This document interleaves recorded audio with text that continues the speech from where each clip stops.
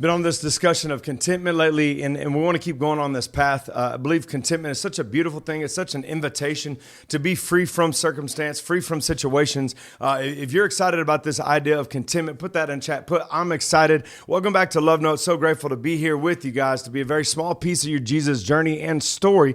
If you'll hang to the end of the video, there's a couple little takeaways I believe God's given me here in Psalms 139. I want to show you a truth, a hidden truth. Come on, the mysteries of the word, the mysteries of fellowship with the bride that God shared with me right here in this iconic passage that's going to help us walk in more contentment and more fullness in God. And so if you're ready, then I'm ready. Let's go ahead and jump right into this. This is Psalms 51:6. It says, "Behold, you desire truth in the inward parts, and in the hidden parts you make me to know wisdom." Now, this truth is Jesus himself. John 14:6, it says, "I am the way, the truth, and the life." So last time that we were talking about contentment. We were talking about this Philippians 4:12 passage that Paul's talking about. I had a lot and I had a little. And this is all in the natural, of course, because in the spirit he never had a little. And he found it, regardless of the circumstance, regardless of the situations, to be full or to be content by this inward secret. The Greek secret there means inward truth.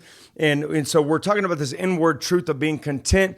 And we're going to look at it here today in Psalms 51 verse 6. Again, it says, "Behold." So this means I've made it a priority to see this, or this is such an apparent truth to me that I see it. I see it in everything. So it's gotten on me. It's revelation at this point. When you see behold there, it means it's revelatory knowledge. It's heart knowledge. It's experiential knowledge. It's not head knowledge only. It starts with head knowledge, and then it's got to transfer eventually. Somebody put that. It's got to transfer. It's got to transfer into heart knowledge or experiential knowledge. And where does it do this? It says that you desire truth in the inward parts. It does this beholding, it takes place in the inward man, in the spirit man. It does this in a place of prayer and intimacy. It says that he desires truth in our inward parts. That means he desires to possess our inward parts because he is truth. And where do we do this? We do it in a place of prayer and intimacy. It says this right here, Psalms 51, this is the unlocking of all unlockings. It says, "You desire truth in the inward parts, and in the hidden part, you will make me to know wisdom." Now, what is wisdom? Jesus is wisdom. Jesus is truth, and Jesus is wisdom. Where do we see wisdom personified as a person? Thank you for asking. What a great question. It's in Proverbs chapter 8 and Proverbs chapter 9. Proverbs chapter 9 starts out talking about she will build her house on the 7 pillars. This is talking about the 7 spirits of God, the spirit of the Lord, spirit of counsel, wisdom, and understanding, might, knowledge, and the fear of the Lord. This is the beautiful house of wisdom, the Ephesians 2:22 house that you and Jesus are being built together into to be a dwelling place or an abode or a gathering place or an abiding place for the Lord himself, speaking to the Father in heaven. And right here he says, where does he want to do this? He wants to do this in our inward parts. And when we inwardly meet with him in prayer and communion, he's going to make us.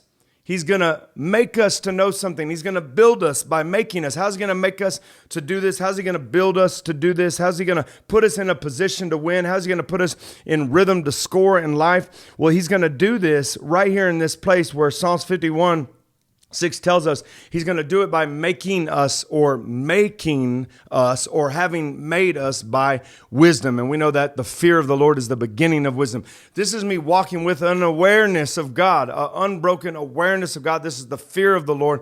And this is what we get the invitation to step into and walk in as believers. Whenever we are full or we are content in God, then we are made to know wisdom because wisdom is a person. And how do we do this? We do this with our daily yes to Jesus by getting up and giving our daily cross experience to life and walking in the fullness of contentment in Christ by actively engaging the cross. He wore our cross for us, and now he's inviting us to wear a cross for him daily, and that is called sanctification. Now, what does this cross do? It humbles us and it kills self. It brings self to death, and he resurrects only that which is dead. And I'm speaking, of course, of relational righteousness, not positional. Positional was done on Calvary's cross. But right here in Psalms 51:6, it says that he has made us to know truth on the inward parts. He made us in this inward part to know wisdom and to know truth, which is himself. And why is this interesting, beloved? Well, here's why it's interesting.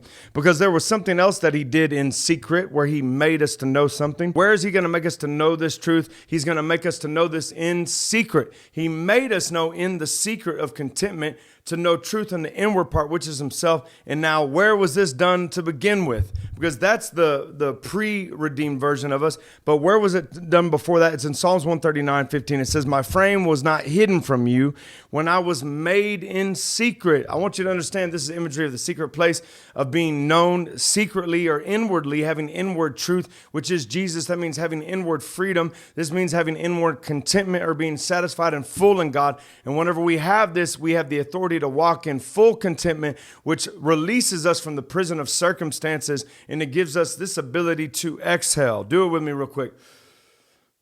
To exhale over our worries and our stress, our anxieties and hangups, depression, all of that fear. It's got to go. It's got to go because Jesus paid in full for those things so that we wouldn't have to be in prison to them any further. So where did this take place? It took place in the secret place.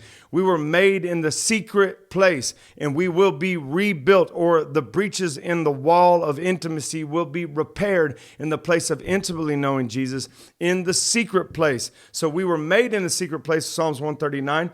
And then in Psalms 51:6, he made us to know the truth in the hidden parts of the secret place, or the secret places. This is the desolate place of getting away from distractions and knowing God intimately in prayer and communion. This is where the power play resides and lives. It's in prayer and communion. And so without further ado, no matter what you're going through, no matter what the wiles of the enemy are set for you, we have this invitation to be free, to be full in God, to be satisfied and content.